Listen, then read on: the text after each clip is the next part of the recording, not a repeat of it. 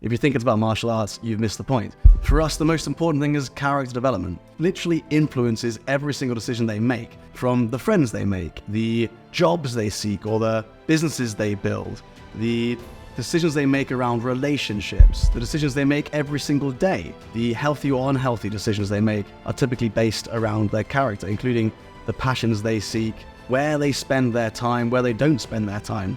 It all leads back to character.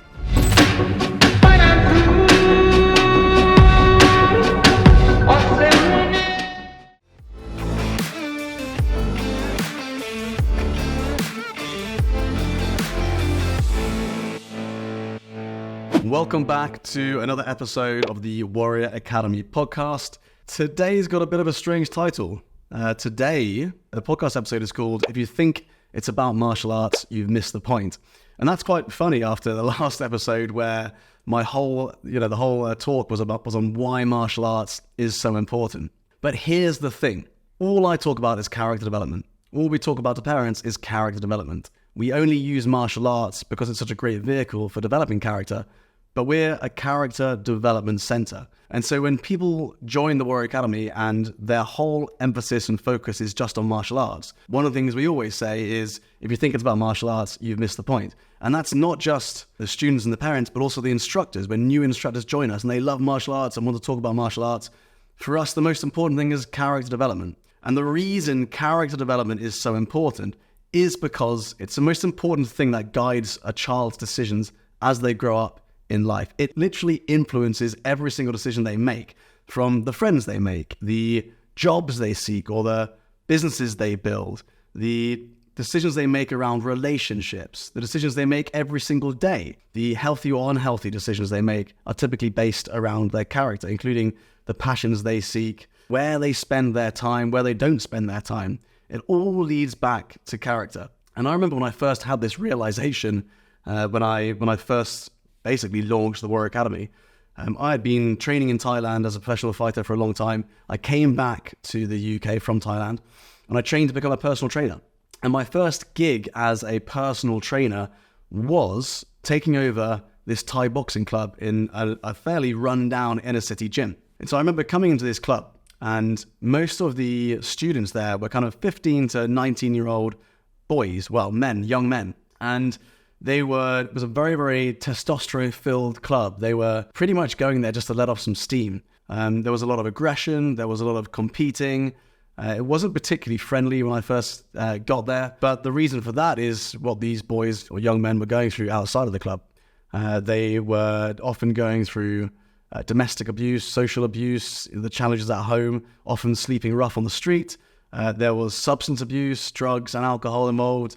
And they really didn't have a lot of hope for their lives in the future. And the reality of that was that they were coming from a very difficult background, right?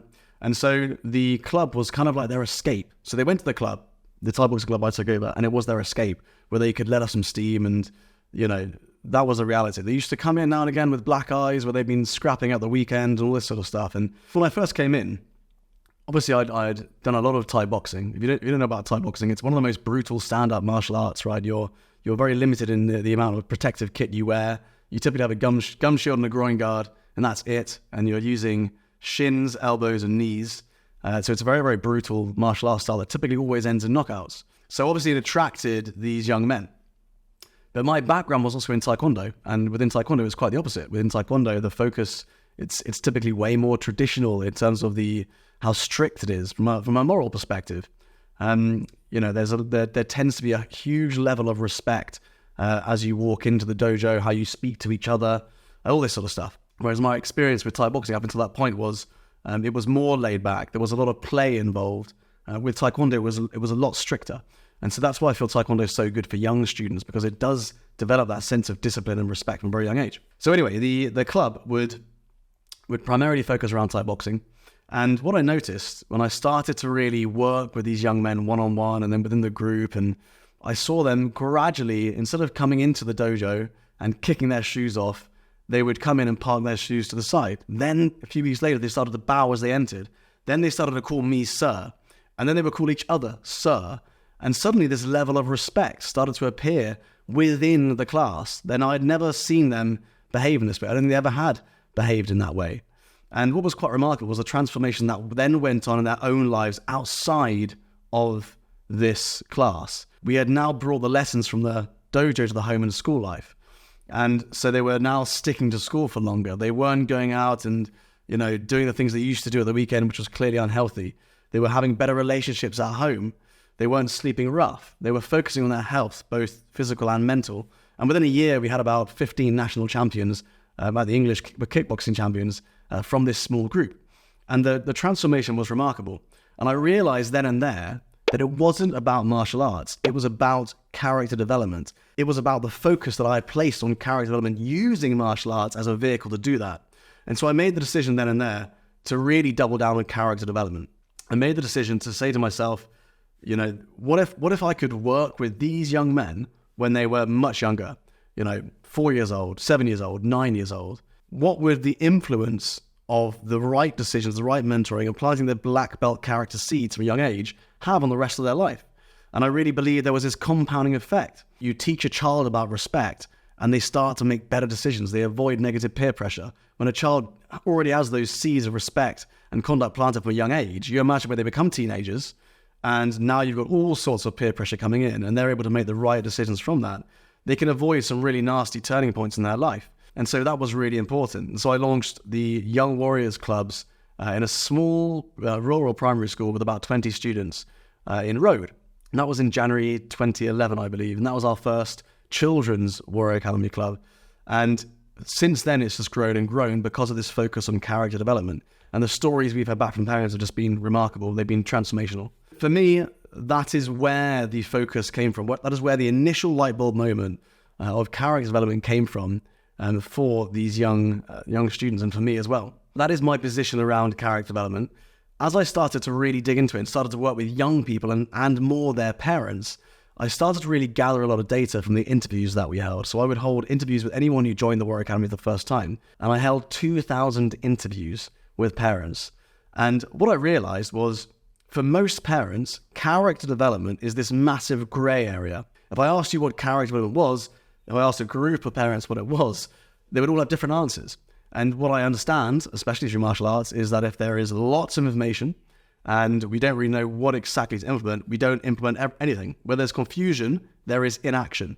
And so it became really important to me to make character development simple and easy for parents to follow. Because I knew if I could do that, they would implement the changes at home that they needed to do in order to improve their child's character. And that's exactly what we did. And I wrote a book about it called The Warrior Method in 2018, which became a bestseller. And it details our 4-step methodology, community-inspired challenge lead. Interestingly, in that book, we don't talk that much about martial arts because martial arts is just one of the tools. It's a fantastic tool, but it's just one of the tools to develop a child's character. The goal isn't the black belt. The goal is the black belt character. And so what I noticed, going back to the interviews, is I noticed the 3 big transitions that kept coming up time and time again. And these weren't one-off events that parents often thought they were. They were big transitions a child would go through. And those transitions had the ability to make or break a child's character. And so those transitions were changing school, they were adolescence, and they were bullying. And if you look at those, they've really got the ability to completely transform a child's character, right? You've got adolescence where the biological system is completely changing for a child. The hormones are changing, the social group is changing. Suddenly you've got girlfriends and boyfriends coming out of the scene. It's a completely confusing time. And it's not a one-off event, it's a transition. And that transition impacts a child's character. It's really important that a parent then plants the seeds of character development early on before they become teenagers so they make better decisions, like I mentioned earlier with a group of young men. But also it improves when your child improves their character, it improves your communication. And we know that communication is the first thing to slip when a child becomes a teenager. And suddenly it's a lot harder to work with a child who's a teenager if you've not got the communication that you could have had from developing their character from a younger age. So that's adolescence. You've got changing schools. Changing schools is one of the things that it shakes the foundation of a child's life because you're removing them from one school into the other. So their previous role model, the teacher, changes. But that's not a massive deal because that happens every year typically in school. But so does the location, and so does the amount of stress and pressure placed on them academically, and so does the social group, And so now you've got 4 or 5 things that were very core to your child's existence, all changing at once. And so that's a massive transition a child goes through. And we often find that when a child goes through that transition, that's when lots of these challenges and issues like bullying occur, which then leads me to the third transition, which is bullying. The reality of bullying is that most parents are unaware that their child will actually go through bullying. They believe that it's not something that their child will likely go through, and so they don't expect it. And because of that, they don't act proactively. Instead, they act reactively to when their child does go through it. And I can go do another episode about being proactive versus reactive when it comes to bullying, because actually I think that'll be really useful for parents. But ultimately, when a parent is then reactive to this, they don't respond in the right way, and it actually causes the bullying to last longer or to be more intense. So bullying is a bit like this dark shadow that follows us. It's not a one-off event. Bullying is one of those things that ultimately teaches the victim of bullying and the bully a lot about themselves. And through doing that, they've got the ability to transform positively or negatively if they've got the right mentoring. So a bully typically bullies because they are going through something traumatic, or they're trying to bring more control and power into their own lives. Whereas a victim, on the flip side of that, often attracts the bully into their life, not always, but often, because of the things they don't love about themselves, specific traits. If they are finding offense to things like being called you're tall, you're short, you're fat, you're thin, whatever it is, it's typically because they don't love that about themselves, or they have some resistance with that trait. Or it's an insecurity, but that's the same thing. Insecurity is purely because you don't love something about yourself. And so there's a huge element around bullying of self-worth. And that all then stems back to character development. And so for a lot of students going through bullying, parents approach it as, it's just a one-off thing, will never happen again. But the reality of that is very different. And for the students who go through it, it's a transition which lasts several weeks, months, or even years. I went through bullying for 4 years, and eventually got through it, understood bullying, and now I've spent the last 10 plus years of my life helping young people go through it and transition through it effectively. But it's a massive topic. But this was one of the big transitions, and I would say the biggest transition that impacts a child's character development. The interesting thing about that is bullying has this ability, obviously, like I've said, to make or break a child's character. But there's very little emphasis placed on the make. And so making a child's character, overcoming bullying, the resilience that they gained from bullying, the strength of character they've got from that, they wouldn't have necessarily got, and then subsequently got on to achieve great things if they didn't go through the horrible side of bullying that they went through. Sometimes we need that friction in our life to really become to reach our full potential. But of course, it's a nightmare for parents. No one wants their child to go through bullying, and quite right, it is an awful thing to go through. But no human wants any hardship in their life. And the reality is we grow from friction, we grow from that hardship. And so I wrote a book called Not a Victim, which became a bestseller, which has lots of interviews with many, many people who have gone through bullying and attest the success in their life to the bullying they've gone through. So without going into lots of detail about this and drawing a line on the sand underneath that transition, bullying is one of the biggest transitions your child will go through, because they're most likely to go through bullying, and it's got this ability to make or break a child's character. So this is why I wanted to focus so much on character development. And martial arts is a small part of what we do, but ultimately it's an incredible tool. It's an incredible vehicle for developing a child's character. But if you think it's just about martial arts, then you've missed the point. The most important thing we do with young people is giving them a black belt character, which increases their confidence, increases their conduct, increases their concentration, and gives them more resilience in their life so they can tackle life's obstacles. It's all about empowerment. I hope you enjoyed that episode.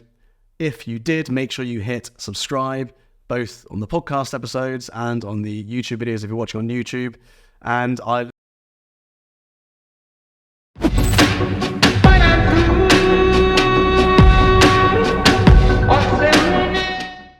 really hope you enjoyed today's Warrior Academy podcast episode. We're going to keep creating these episodes because I know that so many parents find them useful, or get insights or get ideas about how to develop their child's character.